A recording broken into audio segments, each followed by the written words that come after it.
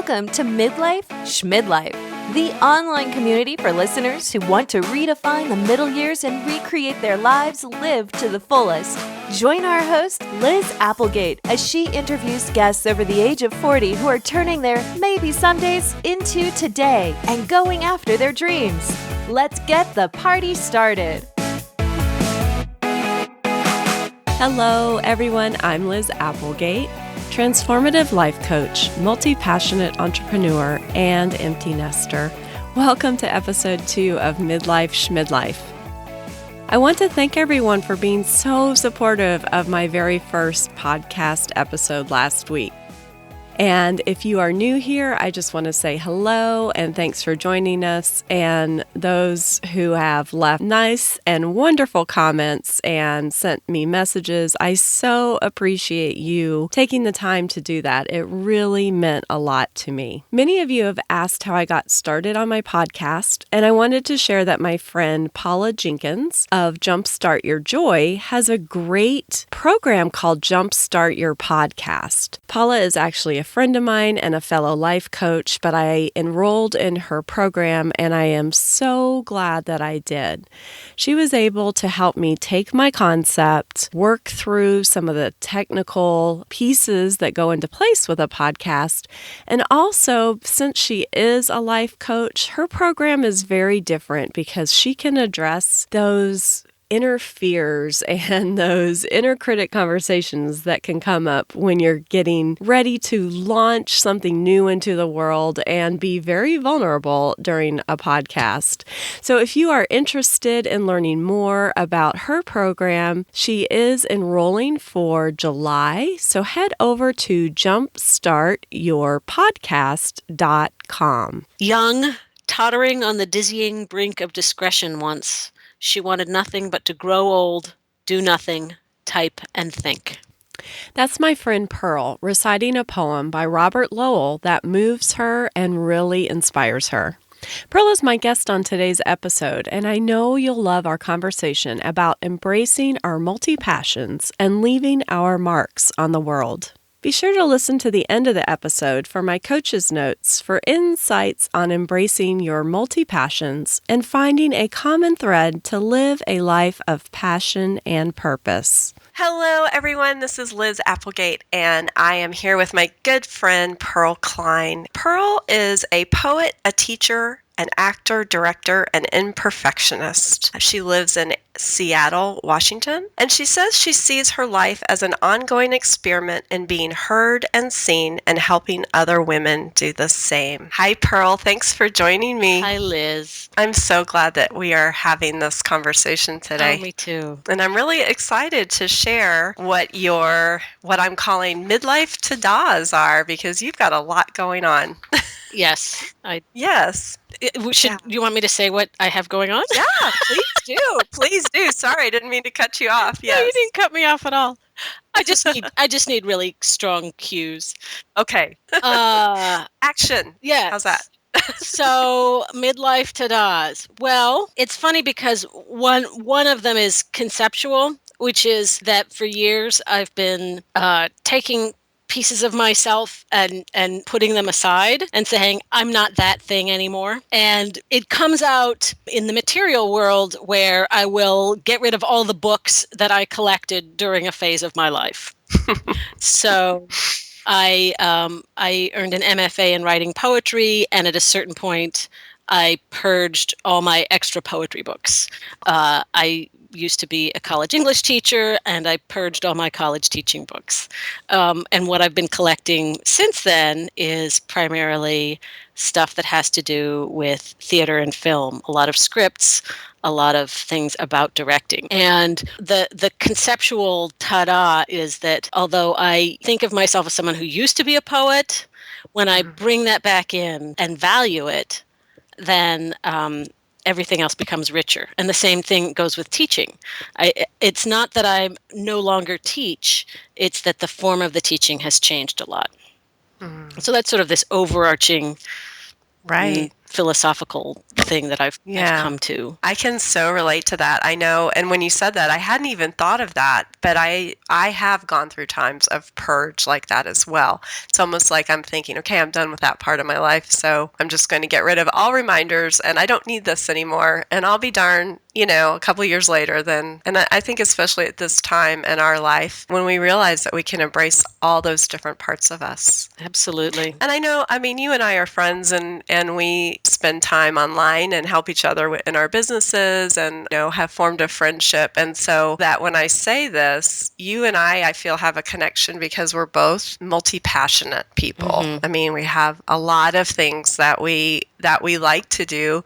Almost it's easy for us to feel, well, I'm speaking for myself here. I know that I can feel like maybe I'm not doing it right because I have that negative identity with myself of a jack of all trades and a master of none kind of thing. But what I love when I'm hearing is that you are now embracing all those trades and being the master of pearl. Yes. That sounds like a perfect way to describe it. So tell me what are some things that you've got coming up with this whole embracing all these parts of you? I have 2 theatrical productions that I am working to create. So the first one is for my 50th birthday, I'm going to do a burlesque show. And I have been a performer for about 10 years.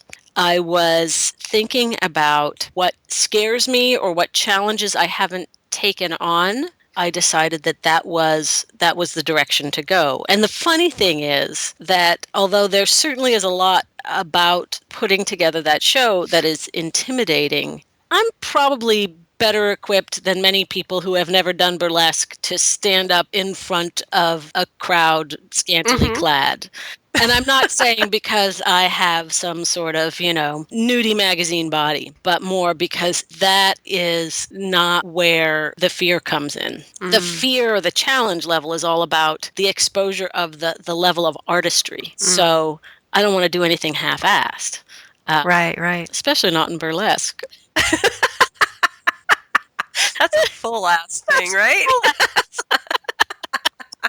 But I really have no idea what exactly I'm getting into. So there's that. And then the other piece is a lot more ambitious in some ways. And it's something that I have been working toward for somewhere between 3 and 25 years, which is a collaboratively devised show called The Uncastable Project. And the idea behind the Uncastable Project is that there are both tons of performers out there and tons of audience members who don't show up on stage. So in other words, there are plenty of parts written for men.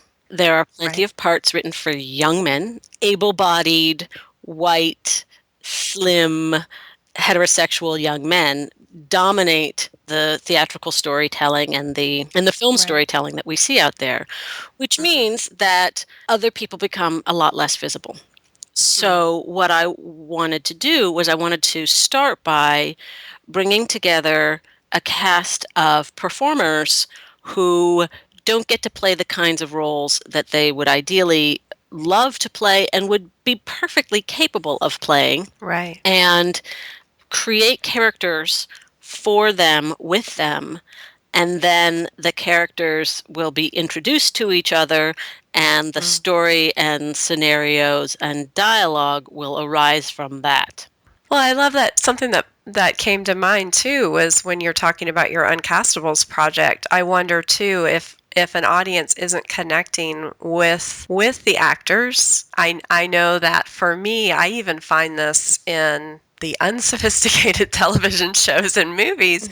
It's hard for me now to go and connect with a romantic movie because 1, I'm not 20 years old anymore, and 2, I don't weigh 90 pounds, So I love that you are trying to make that connection with, I feel, with your Uncastables project, on people as a whole. Mm-hmm. So it's kind of bringing people into the story. Mm-hmm. I'm just really excited about that. And I will be sure to get that information from you when it's running and everything, and we'll keep your show notes updated with that Wonderful. information. Wonderful. Yeah. So I know that you said that you've been thinking about that project for a while. Why do you think now is the time to bring it to fruition?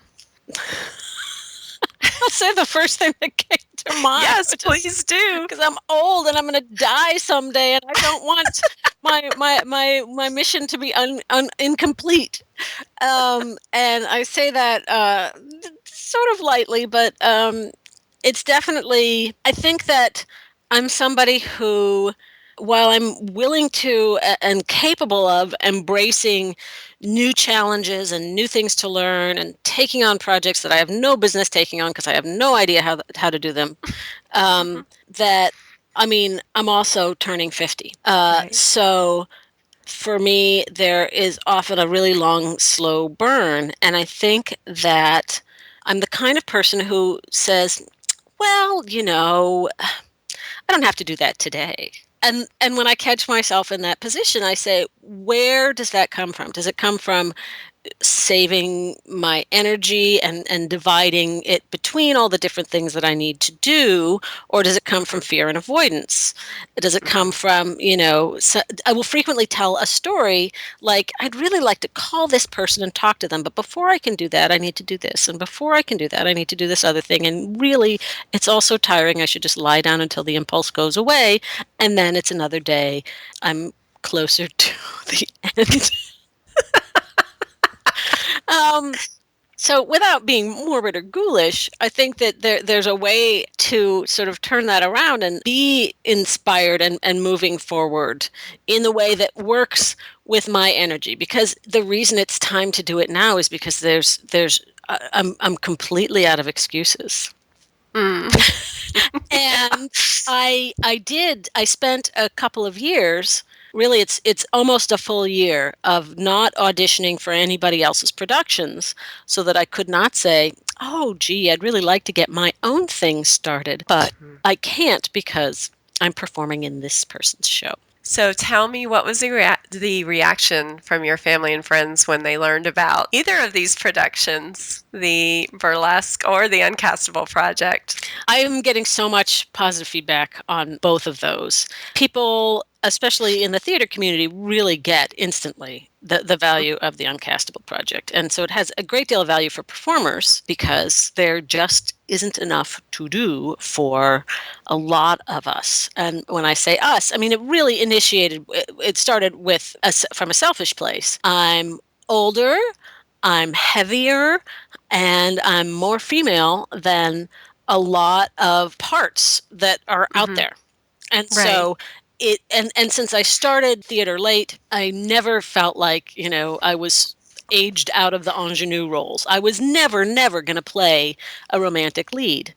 Except that I did have a great part written for me by a young man who I can't thank him enough, where I was a married mother of adult children who had a sexual relationship with her husband and a brain. Wow.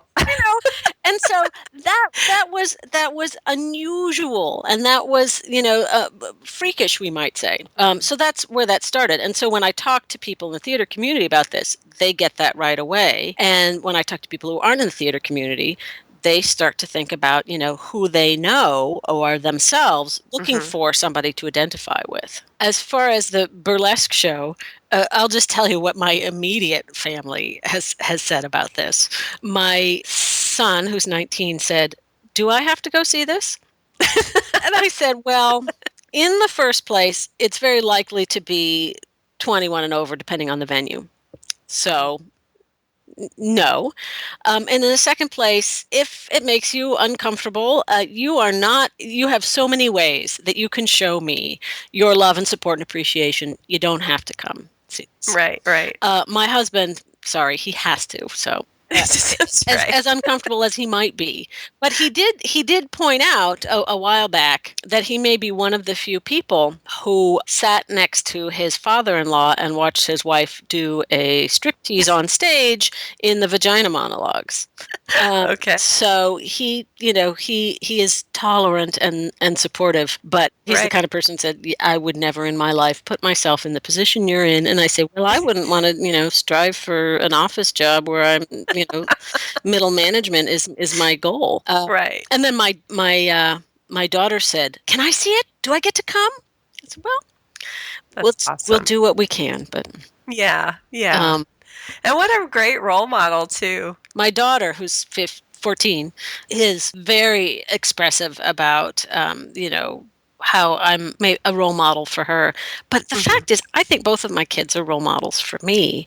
And that when I see the things that they try and the things that they take on and the passions that move them and where they're committed, I Hmm. think, okay, I don't have any excuses. It's like and it's not like I need to stand up and be a role model because that's never going to work for me. Hmm. I'm going to be an imperfect human being all the time. In terms of like body awareness and comfort with her body, my adolescent Hmm. daughter is teaching me so much about acceptance and beauty, Right. and she just does not put up with the notion that a 50-year-old lady can't be sexy. you know Awesome.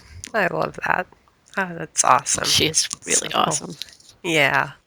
So, what has been the biggest surprise that you've had since undertaking one or both? It's like I hate to separate them. I hate to Mhm. separate one over the other, but in general, maybe. Do you have something that's been like a big surprise for you in undertaking this? The excitement and enthusiasm and willingness of people to volunteer, it shows me that I can up my game in terms of asking Mm, for help. right. Um, and that's something I really value. And really, there are people who when they hear about it, they're like, all right, I'm ready. Here's the thing that I want to contribute. Let me Hmm. know when you can call on me. Right, right. And then I have to manage people and ask for them to do things or tell Hmm. them what to do, and that is amazingly challenging for me. So I guess that's been surprising, and yet I absolutely, and just in terms of managing my energy, there's a part of me that says, all right, well, if all else fails, I can do everything myself. But been in that position before and it's nightmarish, and the effort of getting out of my head to express my needs and ask for somebody else who's better at what they Hmm. do to fulfill them, that's just huge to be able to achieve that. And it allows me to live, Hmm. to Right, find to right. find something close to balance and to make it really satisfying, just like spread the satisfaction out. Hmm. So And enjoy it. I yeah. mean, right. So, I mean, such a project that's near and dear to your heart, you're going to be able to enjoy the whole experience with all this collaborative help. Right, Right. exactly. I think that when we undertake something new, we feel like we need to know it all. We need to know exactly what we're doing. We have to be an expert before we start something new, right? And just the fact that even in just stepping out, you are able to recognize that, okay, I one need help, two, maybe I'm not the best person for this and someone else can help me. And then there's real growth with you being able to open up and ask for that help. Yeah. You talked a little bit about balancing your energy and balancing projects, but the reality is you're also a mom, you're a wife. Yes. Yes, that's a big responsibility to balance. And then you also have a writing business. Yes. I don't Yes. think that's So enough. I think I need, first of all, I think I need a puppy and a hobby, and I need to take more classes. And I think so too. And I think we need another 24 hours in the day between sun up and sundown, and then maybe we could do it all, right? well, here's an interesting thing about time. And I read somebody who was, being motivational, and they said, look, we all have the same 24 hours, and there are people who are doing different things with their time. I am not out of time. In fact, I'm looking for ways to put a little bit more pressure on myself, a little bit more external pressure. And it's not pressure on myself, it's more like a container. I find that with a certain level of busyness, I can perform at my peak, and below or above that just doesn't work. And Mhm. so when people talk about, balancing the different parts of their lives, what I hear is, where's that place that I actually, it's like passing through balance. And I see that I've gone from not having enough to do to having too much to do, and then I can pull Mhm. back, or having too much to do, jettisoning a whole bunch of stuff, and then finding that things have gone slack again. So, what advice would you give someone who is in this time of their life? They've want this something they've been dreaming about, and they've got this project or this passion. What advice would you give them? I hesitate to oversimplify, but I think that we can take a lot of wisdom from our shoes. Mm, Uh, say, just do it. Because a little bit more seriously, I think that people, especially women, who have gotten to a certain point in their life where they're, questioning what came before, and struggling to figure out how to move forward in a different and much improved way, they're asking for permission a lot of the time. And I am someone who comes across, I think, as fairly bold, self-motivated, take no prisoners, ball buster. These are some terms that I have heard. Um, and people are shocked to find out how easily intimidated I am, and how much sort of self dissuasion I use, mhm, that I talk myself out of taking action. And I think that what helps me a lot is a sense of humility, and a sense that I don't actually need anybody's permission. And I'm mhm, saying that after spending not all of the past 10 years, but a big chunk of time the past 10 years renegotiating my family life. mhm, Because when I started doing theater and film, I was working with large crowds of very young people with a lot of energy, and I needed to shift family roles, and I mhm, needed to move things around. And I think that we enter relationships, and we enter, in my case, marriage, with a tacit agreement. This is who I am now, this is where I am now, that's what you're signing on for. mhm. And so about halfway through, I said, "You know what? This is not working for me. This is, and it Right. wasn't the relationship that wasn't working. It was my relationship with myself." And Mhm, so, if you're doing a play, there's going to be a lot of time that you are away from home in the evening, which might be considered family time. And there's going to be a week where everything is all coming together, and you're at the theater for days and days and days on end, and other people have to pick up the slack. And so right. there was a lot of renegotiation with my husband. And so it wasn't really about permission, it was about thinking the basis of our life together. And so, because I refused to say that I needed his permission. But the fact is that when we're asking other people for permission, we're just giving them all this power over us. And a Mhm, lot of my work, I think one of the things that brings these disparate pieces together is, and this is the easiest part of my work, when people say, "Is it okay if I do this?" Because the answer is almost always yes, because people are not going to ask you, "Is it okay if I, enter into a worldwide conspiracy to defraud the public of their hard earned money?" People are right. really saying, "Is it okay if I use this word on my website?" Or, Mhm, "What do you think of my character doing such and such a thing. And we need to give each other support for trying that stuff out. So I would just like to give everybody permission to do something crazy, stupid, risky, novel, Hmm. frightening, because what I have found is that when I choose something because it's risky, right after I do it, I'm like, what was at risk? Hmm. What was I afraid of? Right, right. Because I can accommodate that. I can take it in. I can make it happen. And then you sort of look around and say, well, what's next? It's amazing how we we really make an issue or a challenge or a next step.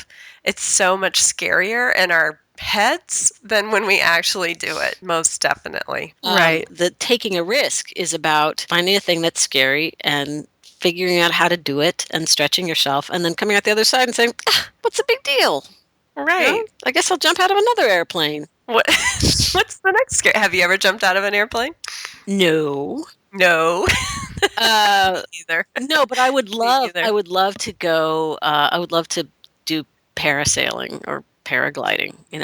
I want to fly. I think that sounds great. I've always wanted to try parasailing as well. So maybe we could do that together Oh, sometime. okay. Wouldn't that be great? That would be fabulous. It would be great. You touched on it a little bit, and before I forget, I want to talk about your writing business as well. So tell me a little bit, who you help in your writing business, and what the focus is there. Well, I started out by thinking I was a copywriter. And although there is some truth to that, and again, I can easily intimidate myself by, looking up what copywriters do or are supposed to do, and then Mhm. thinking, well, that's not me at all.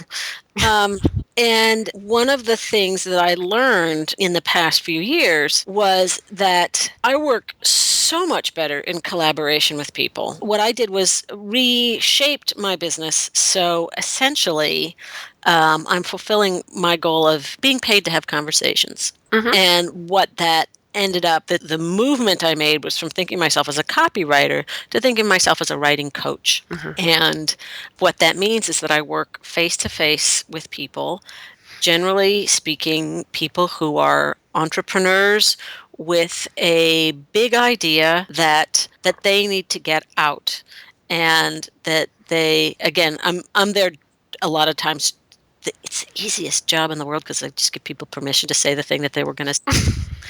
Um, but I help people work through their ideas and their language Mhm. efficiently so that they can get their message out very quickly. Mhm. So I work with a lot of people who are directly within your audience. They're women who are making a change in their life, who have a great deal of experience, may see themselves as somewhat outsiders because they have hit on something that is really powerful to them, and Mhm. they don't see it happening anywhere else, and so they realize that they're going to have to be the purveyors of that. Right. And I've worked with you before and in the writing, and you do give permission, but I don't want you to think it's so easy because if it were so easy, then we wouldn't need you. So, What if I people just like, made little recordings? The people when they get frustrated, I could say, "Yes, you can." yes, you Just can. It's just not the yeah. same. It's not the same. Thank you. So, And the I'm in no permission. way trying to diminish my own skills, but I think that one of the things that we have to do is value what comes easily to us, and to understand that, at this point in my life, it comes easily because I've been doing it so much. I'm going to work with you to empower you to have more confidence about the words that are coming out, because the other sort of secret trick to the work that I do is that somebody will say, they'll be talking, I'll be taking notes. I'll get to a point where I say, I think I have enough that I understand how to make this point. And this may come at the end of a long call. And so I'm very conscious of, it's like the meter's running and I haven't Mhm. provided enough value by Right. this point. Right, right. And so, I'll say, go away, take a break. I'm just going to be writing. You can watch me if you want, but it's not going to be that exciting. I take what they said and I write Mhm. it down and I move some things around and I give it back to them and they say, wow, this is Wow. great. Yes. This is brilliant. And I say, it's your brilliance. I'm just reshaping it. I'm just editing. I'm moving the parts around, but you really knew what you Hmm. wanted to say. And it's really satisfying for both parties. And it is, so it's easy and it's not easy. Yeah, and I've been on the other end of that too. You took a big like word vomit that I had and just moved a couple paragraphs around and it just flowed. It was beautiful. So it is a wow moment. Yeah. Yeah. And if you can Yeah. figure out, I mean, so far I haven't worked myself out of a job, but sometimes when I'm talking to people about their work, especially when I'm Hmm. writing for them, I say, when I think about what you're trying to do, what would the world look like if you worked yourself out of a job? Hmm. What would midlife women be like, Liz, if they did not Yeah. need your coaching? Um, Right. and I think that people having the confidence to get started, to stick with it, to share it, even if it's not perfect, to go back and Hmm. revise. There will be time. You can come back to it, but nothing is set in stone. And even if you may somehow influence how people see you, and you are vulnerable. We're in a world where words online very Hmm. vulnerable, especially for people who are saying things that women say. Right. I mean, it's dangerous Yeah. to self-esteem to be a woman expressing herself online. Hmm. Very much so. But I still think that it's important to say the thing that you think and believe and really matters to you and get that out in the world in one form or another, because when you are not speaking, that voice doesn't get heard. Hmm. And when you are, there's a song I really love by the late folk singer Phil Oakes. It says, Hmm. "There's no place in this world I'll belong when I'm gone, and I won't know the right from the wrong when I'm gone. And you won't find me singing on the song when I'm gone, so I guess I better do it while I'm here." And I Hmm. think, coming back to mortality, there are thoughts that only occur. And I'm not talking Hmm. about like complete originality and stunning discoveries that just sort of nobody else could ever come up with. I'm Right. saying that the unique possibilities that we generate constantly are fascinating to me. And people who say, "Well, nobody really cares what I have to say," I don't get that. I, Yeah. I, I will never.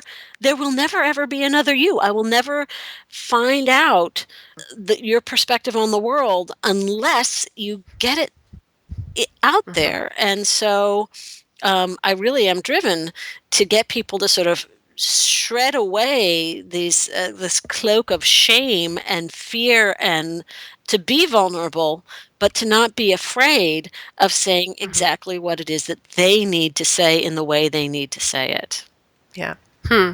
That ties so beautifully too. And I know that when we started our conversation, you said there's an overarching theme that you have. And I can just see in talking about that, you're really talking to about the characters in your Uncastable project. I can just see that kind of that full circle about allowing people to speak their world and speak their truth. Yes, It's just yes, because yeah. otherwise, we're deferring to other people to set the truth for us. Hmm. How are we going to know? Yeah. To hell with that. That's right. That's right. So we're closing up our interview, and actually, I don't know if you can hear it, but I've got a thunderstorm rolling in. The No, great well, Texas spring weather. So where can people find you online? at pearlklein.com. It's Klein. I will have that in the show notes. And I know that you have a writing circle, Yes. correct? Yeah. I do a monthly writing circle for healing, and it's on the first Saturday of every month at 9:30 Pacific time. If you're Hmm. in the Seattle area, you can come in person, and if you're not, we can video conference you in. And Awesome. it's just an opportunity to create the time and space for getting your words and ideas that you don't Hmm. maybe necessarily make that time and space for out. And I know for entrepreneurs, it's a time to Right. do something outside of that. Right. And so is information on that on your website as well? Yes. I'll be sure to link up to that as well in the show notes. Pearl, I just want to thank you so much for spending some time with me today. You just had such wonderful things to share. It was just a wonderful conversation. Thank you, Liz. I really appreciate it. Thank you so much for joining me for this episode of Midlife Schmidlife. I hope you enjoyed Pearl's great insights, her wonderful words of wisdom, and her great sense of humor. Many of us can identify with being multi-passionate. Unfortunately, this is a character trait that is looked down upon in today's society. During the Renaissance era, it was looked upon favorably to develop skills in all areas. I invite you this week to do a little Renaissance reframing of your many interests and the paths of your past. Let's start challenging the negative self-talk and begin embracing the wholeness of what makes you uniquely you. You may find the thread of what brings you joy is painting a picture of wholeness and leading you down a path of purpose right now. The Renaissance people of today, like Sir Richard Branson, Oprah Winfrey, and Steve Jobs, are creators of movements, technology, and culture. What in your own life can you begin creating? I'll have some multi-passionate resources in the show notes for this week at midlifeschmidlife.com/Pearl. Head on over, check them out, and leave a comment on how you loved Pearl's interview and how you're using your multi-passions to become a master of you. Join us next week for an interview with Tiffany Seitz. Tiffany self-published her first novel in 2015 and has a new book hitting Amazon any day now. I can't wait for you to meet her. Until next time, like what you're hearing on Midlife Schmidlife? Head on over, leave a customer rating and a review. I'd love to hear from you. Thanks for joining Liz for the Midlife Schmidlife podcast. Remember, some days are never on your calendar until you put them there. Until next time.